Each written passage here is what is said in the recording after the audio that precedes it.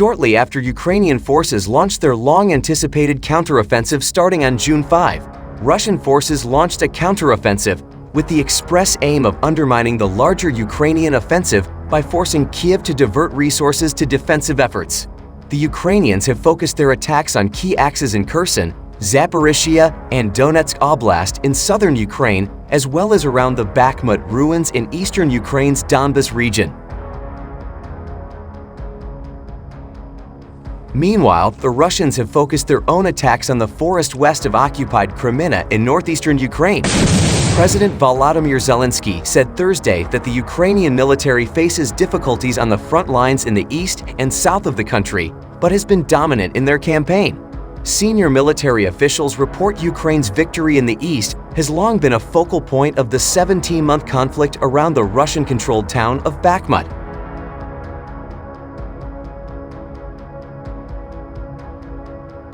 Telegram channel Operative ZSU published a video with the comment, "Artillery work of the legendary NSU Donbas Special Purpose Battalion in the Serebryansk Forestry." This pine forest area southwest of occupied Crimea was the arena of long-term fierce fighting. In the early days of the Ukrainian invasion, experts were shocked at how poorly the Russian army's electronic warfare units were performing. But nearly 18 months later, they caused significant problems for the Ukrainian counterattack. In his late-night video speech, Zelensky said Ukrainian troops were facing fierce Russian resistance on all sectors of the front line. There was fierce fighting. They tried to stop our men with all their strength. Very fierce attacks, Zelensky said, referring to Bakhmut and other centers in the east.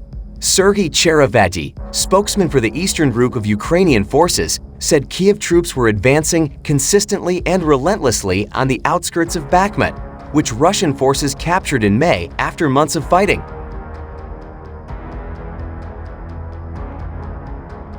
Video footage shows the Ukrainian armed forces destroying the Buk air defense system from invaders in a combat position on a forest path with a direct hit, high-precision missile from the HIMARS multiple launch rocket system.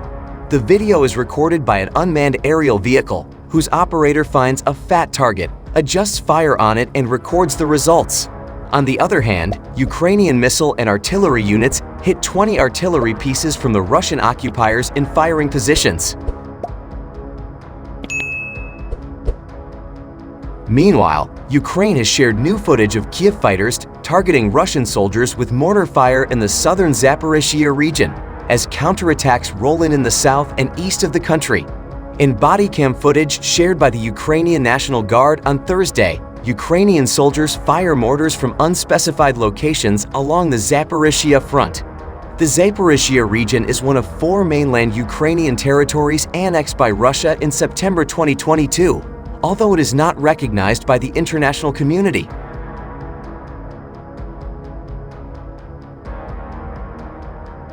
Russian forces over the past few days.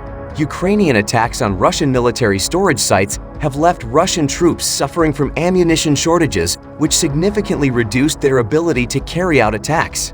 Natalia Humeniuk, spokeswoman for Ukraine's Southern Operational Command, shared that assessment during Thursday's briefing with the Ukrinform Media Center.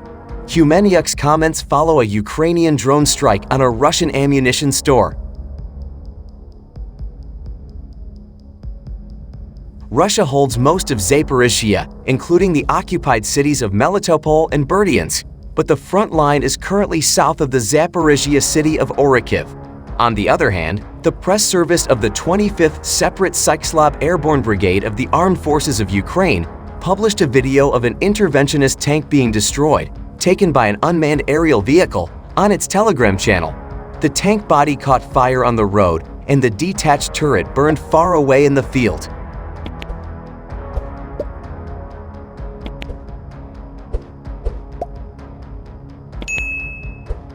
Ukraine's Deputy Minister of Defense Hanna Maliar stated that Russian troops had made every effort to stop our advance in the Bakhmut sector.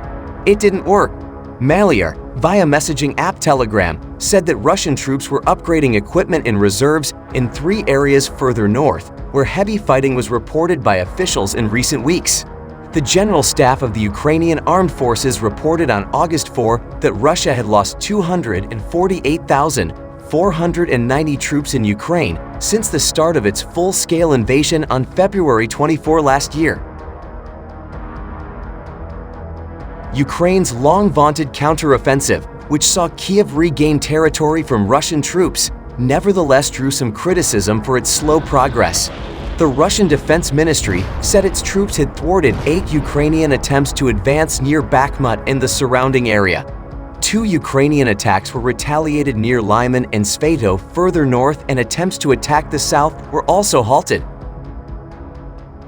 On July 22, that forced the evacuation of homes in the area, as well as the drone bombing on July 4 of a depot near the Russian-held Ukrainian town of Makivka.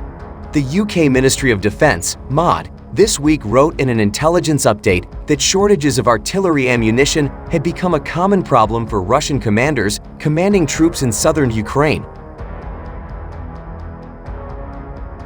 Russian troops in the region are also very likely struggling with battle fatigue and fatigue in forward-deployed regiments that have been carrying out heavy fighting for more than 8 weeks, the update said.